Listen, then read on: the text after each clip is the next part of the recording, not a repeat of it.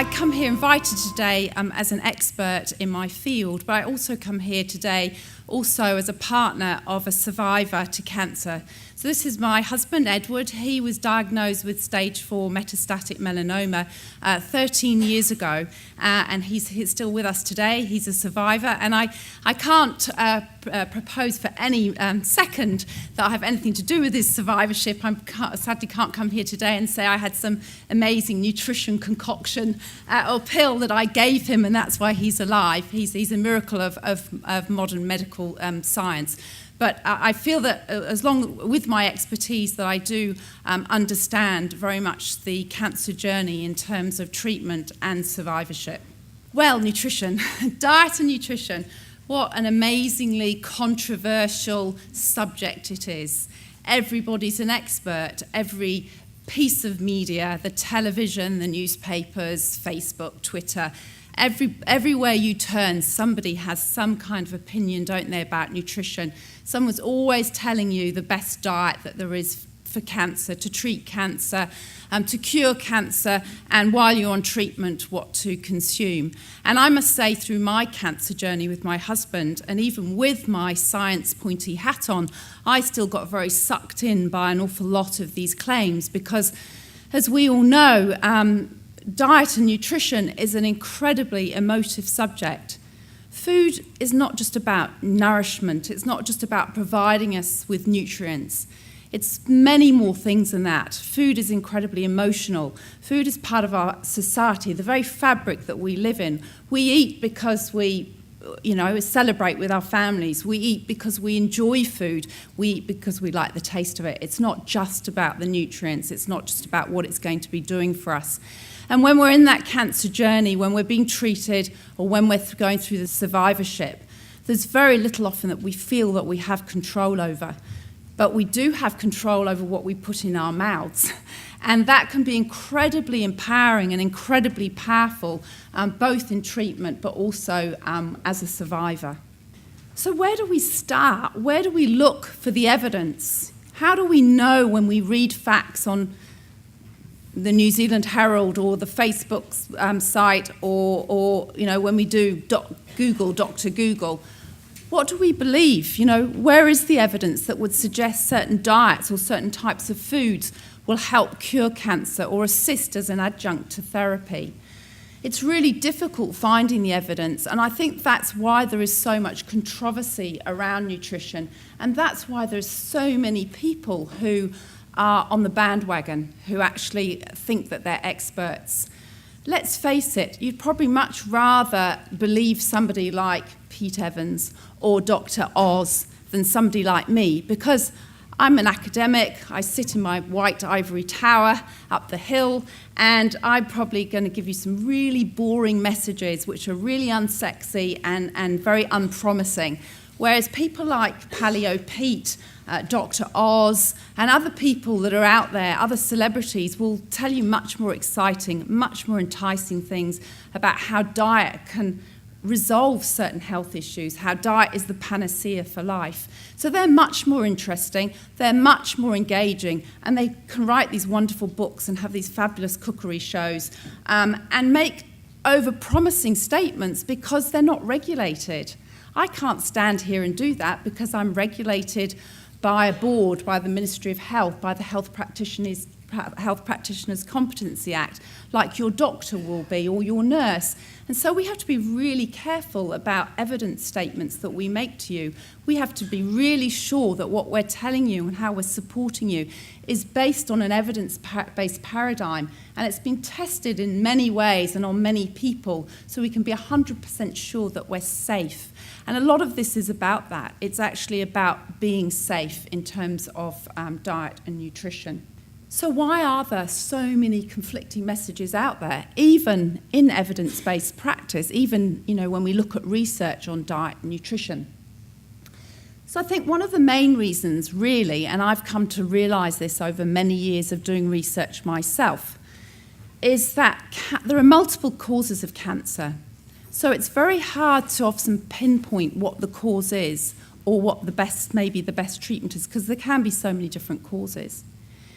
Now, cancer often takes a long time to occur. We don't particularly know when somebody first gets cancer or the precancerous cells within their body.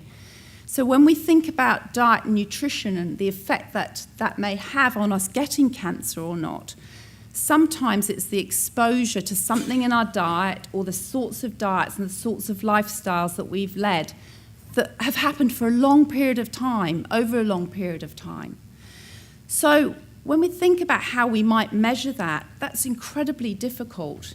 It's really hard to measure what people eat over long periods of time. Now, if I asked you, tell me everything that you ate yesterday, starting from breakfast, finishing, the last thing that you ate in the evening. Now, some of you might have a really good memory for it. Some of you might not be particularly interested, so you don't remember. Some of you might have a very similar routine, daily routine, so you're very good at remembering. Now, if I asked you how much you ate of each of those foods yesterday in terms of the volumes and the quantities, that might be a bit more difficult for you to recall. And then if I asked you, that might not be so good. So I might say to you, okay, let's do it a different way.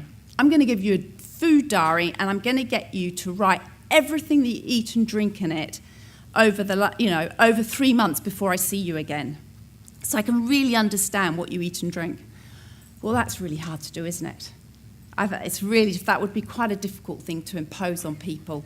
And also people sometimes change what they eat because they think, oh my gosh, I'm going to go back and see that dietitian. I'm not going to write down that I had McDonald's 3 times a day or that family block of chocolate the other night. So all I'm saying here is when people do research on nutrition and they try and find an association between what they eat and cancer, it's really difficult. It's really difficult to design a perfect study that can tell you that. And that's probably why we get so many conflicting research studies and so much conflicting advice in the media. The other thing is also, in terms of diet and cancer, we often talk about excess of certain foods, us eating too much fat or too much sugar or too many chemicals in our diet and the association with cancer. But often it can also be associated with not having enough of a certain nutrient or a certain food as well. So it's a very difficult, it's not black and white, it's actually quite a difficult science, nutrition. And just to illustrate this even more, and I don't know if you can really read this probably at the back. Now, if I hadn't put the banana picture, if the actual picture of the banana on there, and I gave you this incredible ingredient list, so for you at the back that won't be able to read that unless you've got supersonic vision, it's got 75% water in it, 12% sugar, and it's a list of the different types of sugars, and then it's got amino acids in it, phenylalanine, fatty acids, palmitic acid, oleic acid, lauric acid, oxalic acid, phenylquinine, thiamine, colours, flavours, etc., etc. Food is a lot of chemicals. Our food comprises of thousands and thousands of chemicals. So when we often talk about the types of foods that are associated with cancer in terms of prevention or curing, it's really hard to know what it is within the food and the types of foods that is the magic ingredient, because it's very difficult to unpack this very complex system of chemicals. So let's go back to the evidence. So how do we get evidence to really look at and really understand the association between diet and treatment, dietary treatments and food and cancer? Well, we actually have to do studies on lots and lots of people, and those studies have to be really robust and really well done, and they actually have to be repeated. So just because somebody might find an association with eating broccoli in 100 people in Hamilton, it doesn't mean that that association is going to be true for the whole population. So we have to be really careful in terms of getting enough evidence. We need to be able to substantiate it through research, and then we need to repeat it and see the same evidence time and time and time again before we can be 100% sure that this food or this nutrient is associated in a positive or a negative way with cancer. So I'm sure you all know about this in terms of drug treatment, pharmaceutical treatments for cancer.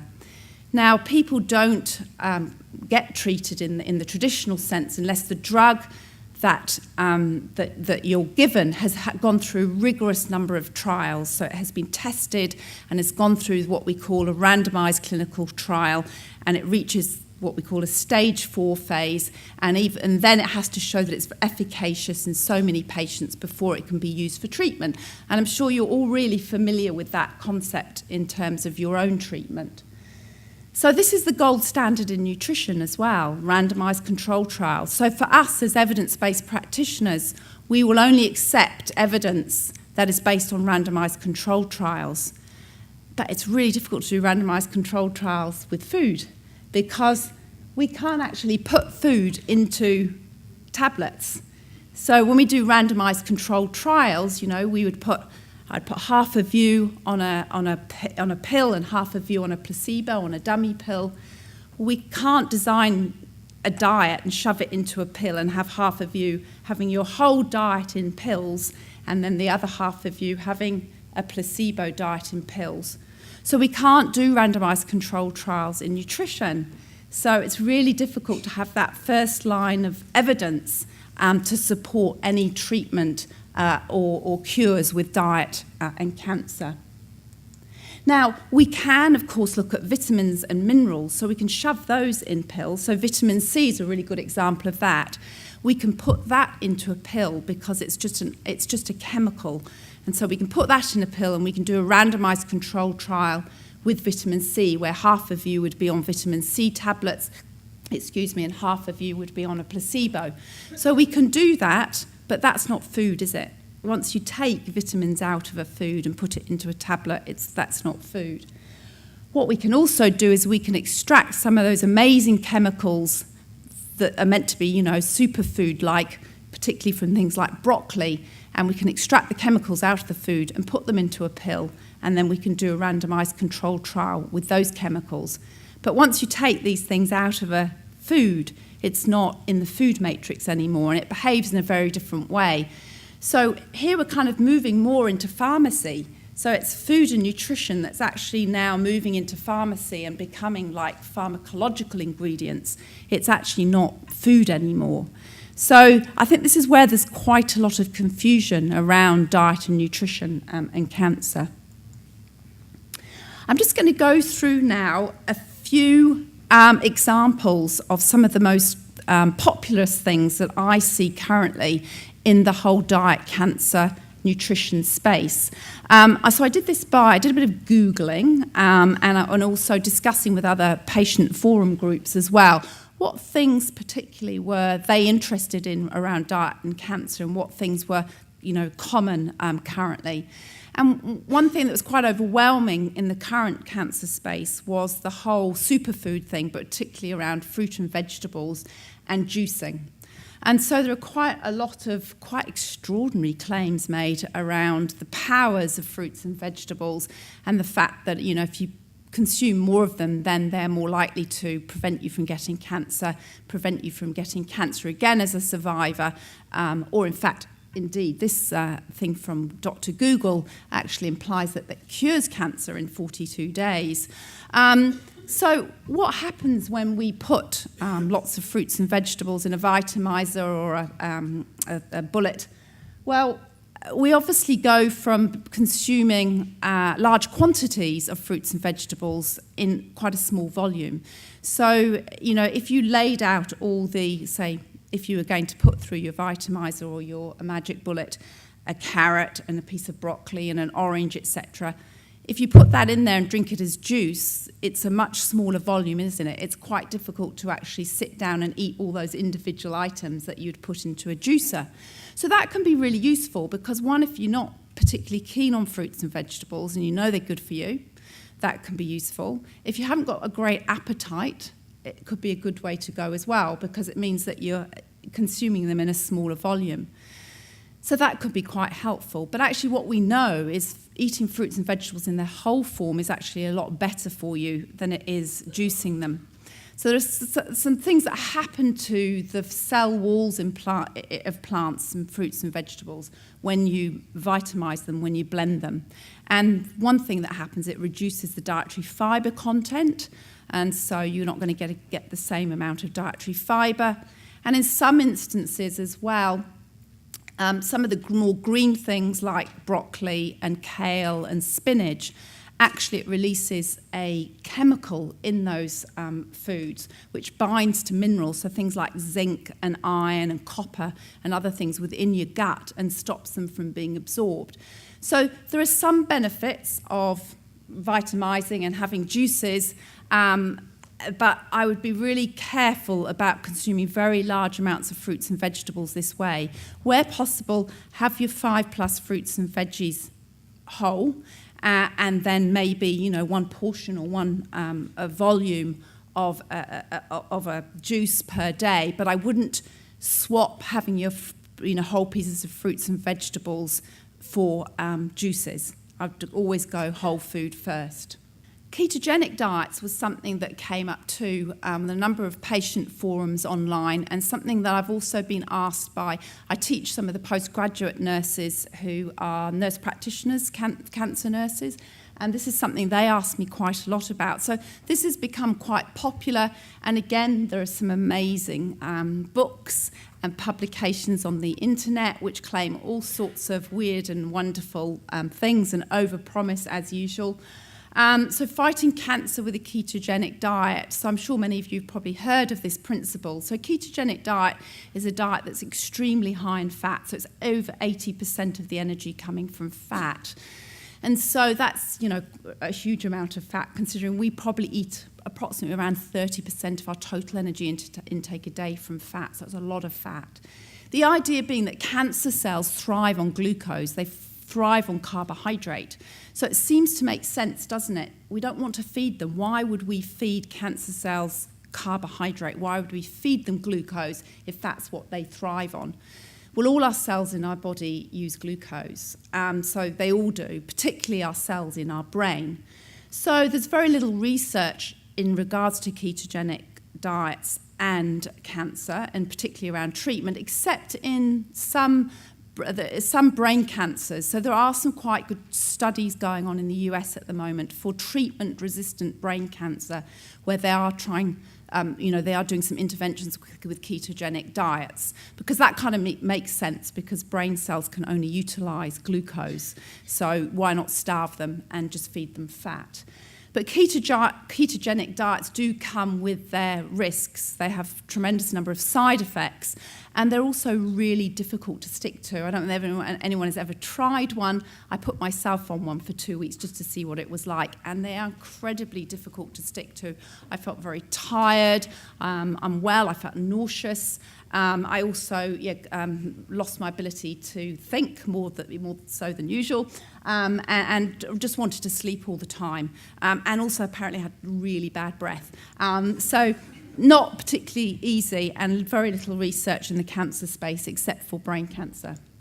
Now, a lot of people ask me about dietary supplements, because there are so many supplements on the market. You just have to go into your supermarket, don't you? There's shelves and shelves of them. Go into the health food store, there are tons of them.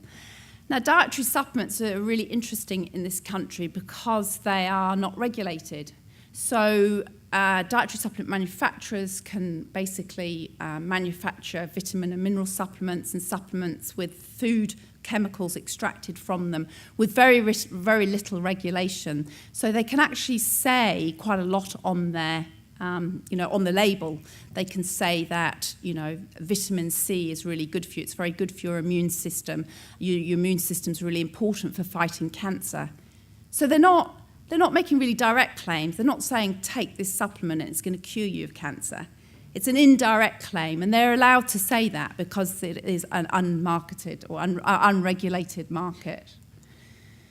One of the things we've got to be really careful with dietary supplements, particularly those that are very high in antioxidants, so that vitamin C and vitamin E and vitamin A, and also some of these more plant-based extracted supplements that are around at the moment, some of the green powders, sachets, some of you might be familiar with those, the red powders, all those sorts of powdered food extracts. We've got to remember that about 40% of chemotherapy agents are plant-based. So a lot of, the chemotherapy that you receive actually does come from plants. So we've got to be really careful that some of these things that we're taking aren't actually interacting with our own treatment. So obviously it's really important that we discuss, if you are on any types of dietary supplements, it's really important to actually discuss that with your oncologist or your nurse practitioner, because sometimes it's worth checking, because some of these are really concentrated forms of either the vitamin or the mineral or these chemicals, these super chemicals that we find in fruits and vegetables. They're incredibly concentrated, and they're behaving in a way that's quite different to what we find in the whole food matrix. So I think we have to be quite careful. High doses, obviously there's a lot of promises around consuming high doses of vitamins and minerals. Surely, if some is good, it's natural. A lot more must be better. Unfortunately, it's not as simple as that. Once we start moving into that realms of really high doses of vitamins and minerals, they're not nutrients anymore. They're not nourishing our body. They're actually behaving like drugs. They're actually behaving in a pharmacological way. So it's quite different to consuming a vitamin and mineral within a food. So it's one thing saying vitamin C is very healthy for us. We need it for our immune system. We need to eat an orange a day to get all our vitamin C, to saying, okay, it's really good for us. There's 40 milligrams of vitamin C in an orange. Oh, we must need 10 times as much of that. We'll take a gram a day. We'll have a Berocca a day. And it's a really different, from nourishing to treatment. So they're almost in a pharmacological dose. A lot of people ask me about talking about vitamin C because this is quite current, and there's quite a lot of people who seek alternative therapies quite understandably for cancer. And one of those that are currently offered to New Zealand patients are high-dose intravenous vitamin C. And I think it's a very interesting area because there's been a lot of research done on this area, particularly in the lab, where they've been able to isolate cancer cells and feed them with very high vitamin C and see that this high vitamin C destroys them. It's really, really quite powerful. It's very difficult to do randomized control trials of intravenous vitamin C because it's unethical, because it would mean you'd say to somebody, you either have your standard chemotherapy that we know cures 30% of people, or you go on and have this intravenous vitamin C that we actually don't know how effective it is. So it's actually quite difficult to do, from an ethical point of view, to do these studies. But there are some nice studies coming out of the US which appear that vitamin C might be quite useful as an adjunct to traditional chemotherapy. So using it alongside chemotherapy, high doses of intravenous vitamin C may be quite useful. So watch this space. I think dietary supplements are really useful when you have a poor appetite. So when you're undergoing therapy and you're not feeling very well, you're not eating very well, then dietary supplements can be very useful. So I would say not taking high-dose supplements, but taking a general vitamin and mineral type supplement, and one that is recommended to you really by hopefully, if a dietitian, if you're able to see one within your clinic. Just quickly then, spotting a hoax. Really important to always look at where the information and who the information is coming from. Be very wary of celebrity endorsements of any food or dietary regimes. Enticing testimonials, we all get pulled into those. You read these heart-rending stories, don't you, on the internet about people who have been down the most awful journeys with their cancer and really with very little hope. And then they've taken this magic diet or this magic pill or been on this special diet and they've been cured. Very hard not to be enticed by them and sucked in by them. Be really, really wary of them. Anything that promises a cure, ignore, because if that was really the case, then your oncologist would be out of business. Now, bad science, there is so much misreporting in the media at the moment. We know that, don't we? Gosh, we just know that with, so many things that are going on with politics, with the election, with, what do we believe anymore? There's just so much misinformation in the media. Who do we trust? So it's the same with science. There's so much bad science reported in the media, but I should actually say Some of it also is really good science, fantastic science, really well done by leading experts, but it's so misreported in the media. It's so badly reported in the media. So it's very difficult to be able to understand, when you read these exciting research experiments in the media and you're really led to believe that this is going to be the cure for cancer or it's going to be the treatment, the next best treatment. It's very difficult to know, what to believe. So get past that clickbait, get over that, ignore the exciting title, jump that next hurdle, analyze the source, see where was this research done. Go to the original research. Don't believe how the science reporter in the New Zealand Herald has reported it. Go to the original source. And then when you get to the original source, see if it really is an expert in the field. If it's somebody talking about food and nutrition, but they're actually really a professor in astrophysics, then it would probably not be a really reliable scientific source. So it's really important to consider that because there is a lot of misreporting in the media. So a lot of controversy. I hope that I've basically given you a few pointers anyway to how you might be able to scan this ever-moving feast, I think as Matt called it, nutrition, because it is a very complex area and very confusing area.